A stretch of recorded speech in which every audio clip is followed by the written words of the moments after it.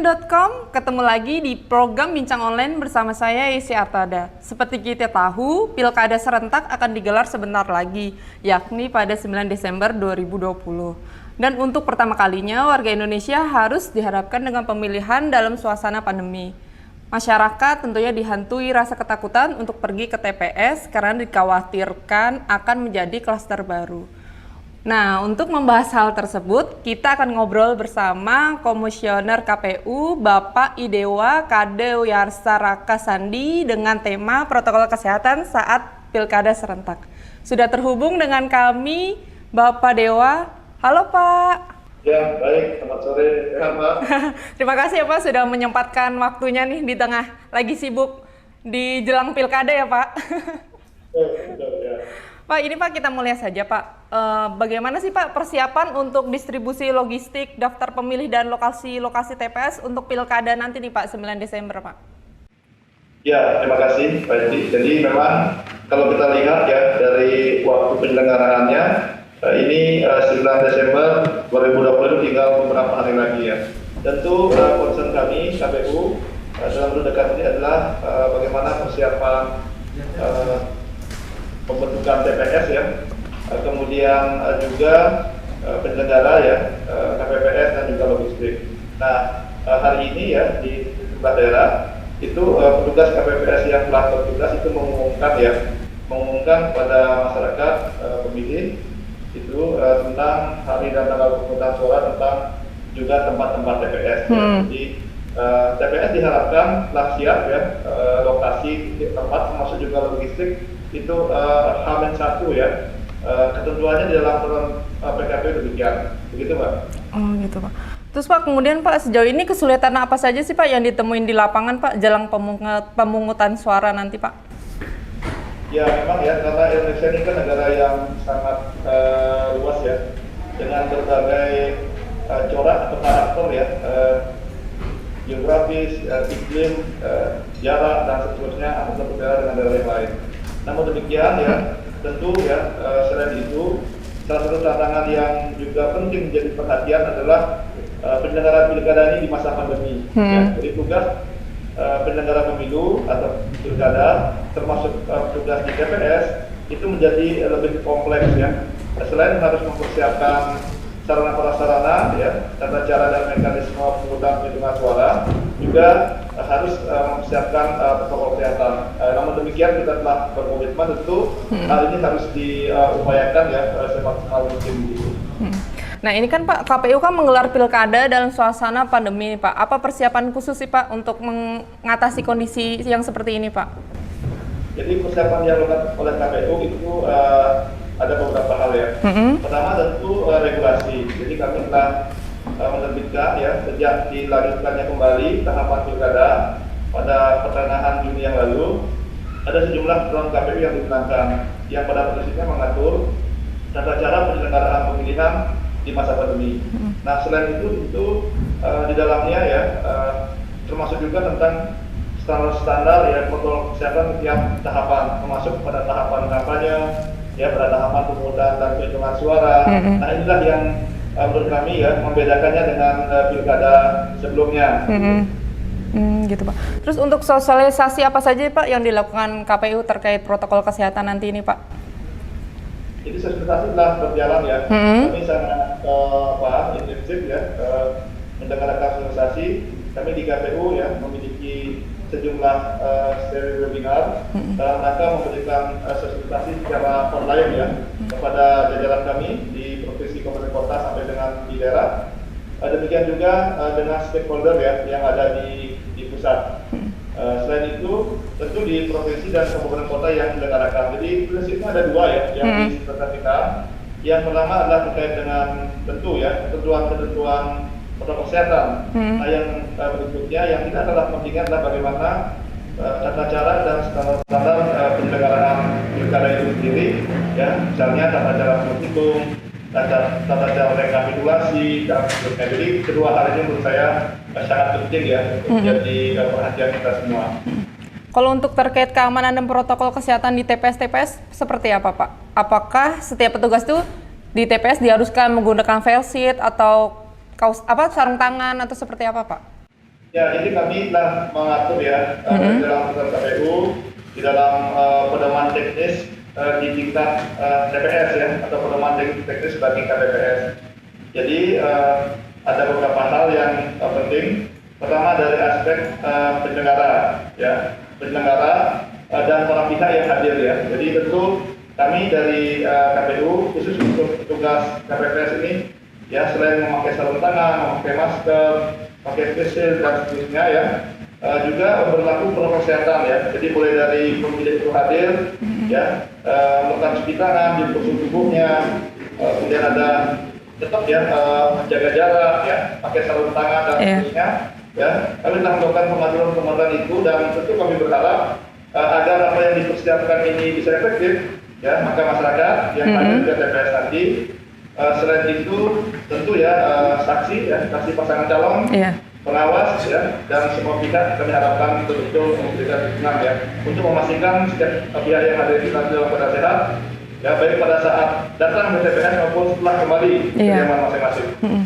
Nah ini Pak, masih nyambung pertanyaan tadi Pak, seperti apa sih Pak cara KPU meyakinkan pemilih gitu Pak, bahwa di TPS itu aman gitu, sehingga mereka mau datang gitu Pak? Ya betul, yang pertama tentu kami memberikan informasi tentang pentingnya memilih ya, karena ya tentu ya kan ada pandangan ya, mana yang lebih penting, kesehatan atau pemilihan. Iya betul.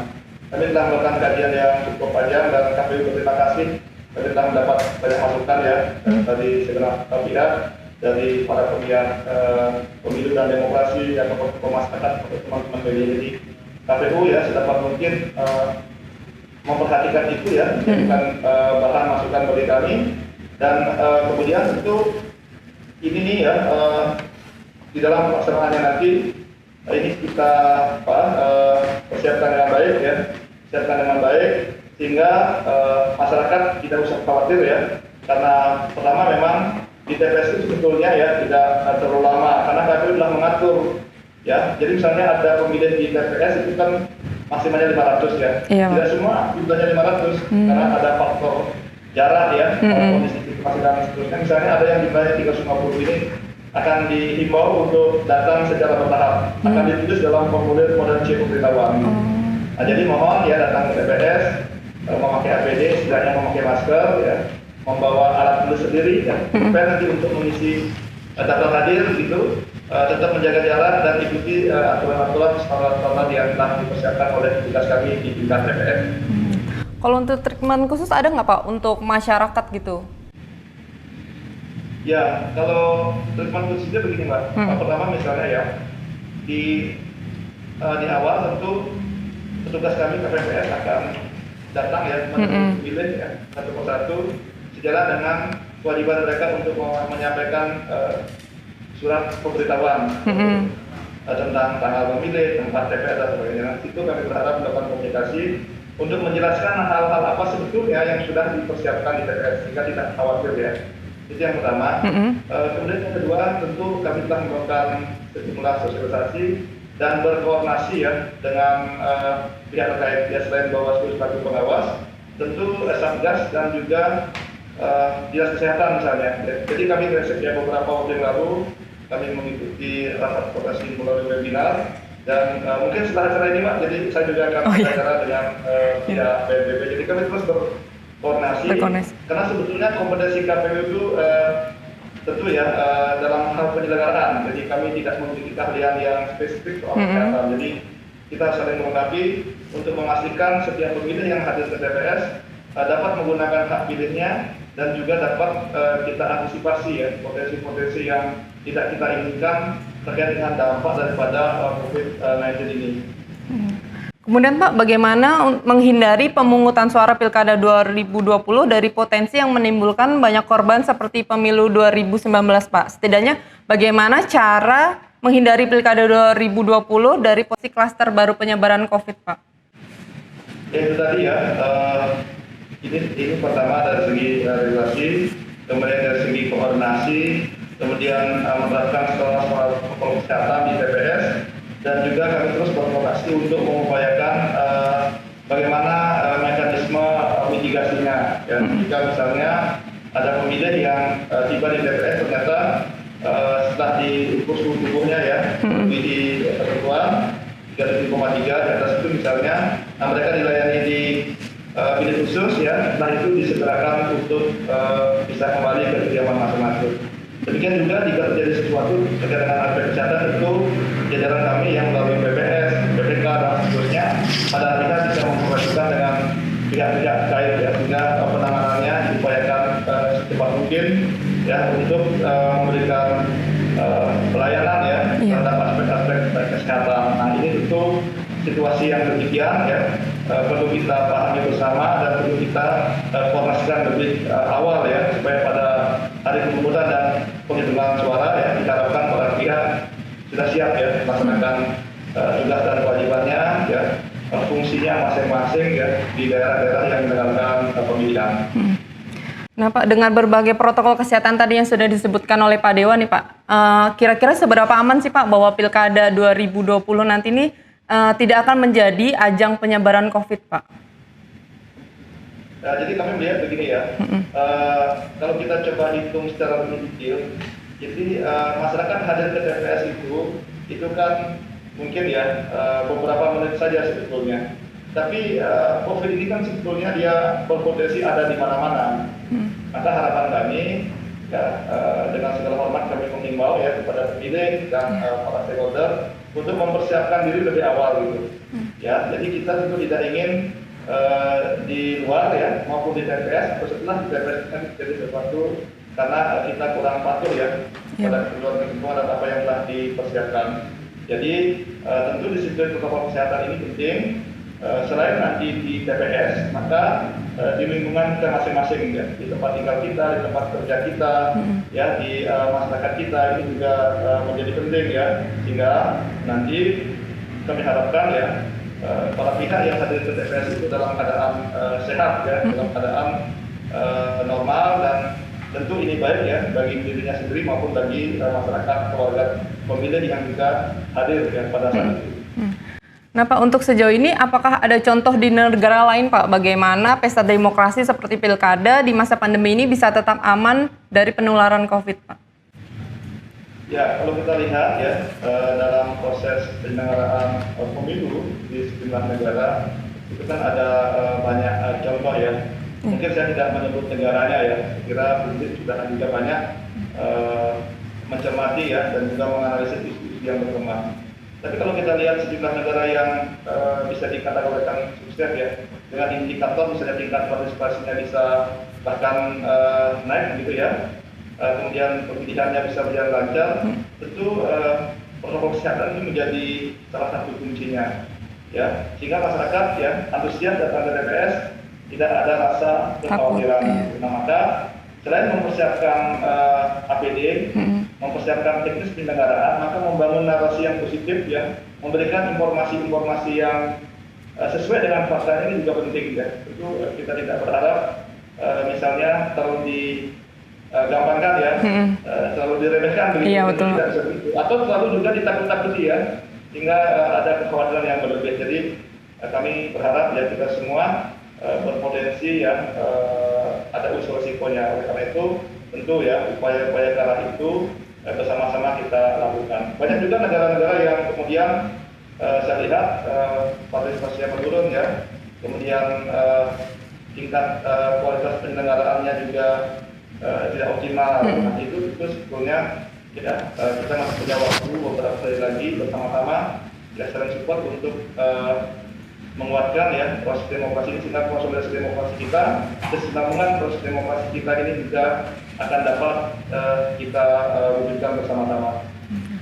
Kemudian jadi untuk tanggal 9 nanti nih Pak, jadi sudah berapa persen sih Pak persiapannya Pak dari KPU Pak? Nah, jadi kalau kita lihat unsur-unsur ya yang itu harus ada dalam penyelenggaraan pilkada kan pertama adalah SDM ya. Jadi jajaran penyelenggara kita sudah terbentuk ya, mulai dari pusat ya sampai daerah sampai dengan tingkat TPS. Ya.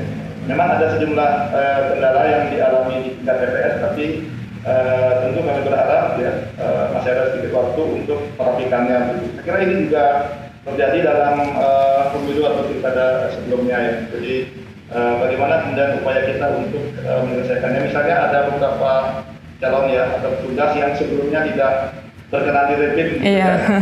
Tapi setelah dikomunikasikan akhirnya bersedia untuk mengikuti prosedur yang ada. Sekali itu ya. Kemudian kalau dari segi anggaran sudah siap ya. Dari data kami ya, Iya, Pak. seluruh daerah yang mendengarkan pilkada itu NPHD-nya sudah terrealisasi ya 100% untuk 210 daerah anggaran.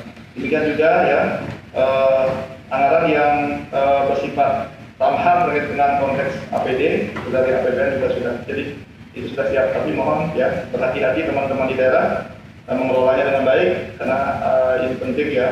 Ini adalah anggaran yang bersumber dari negara, uang rakyat ya, sehingga bisa dikelola sesuai dengan uang dan nanti bisa dipertanggungjawabkan dengan baik.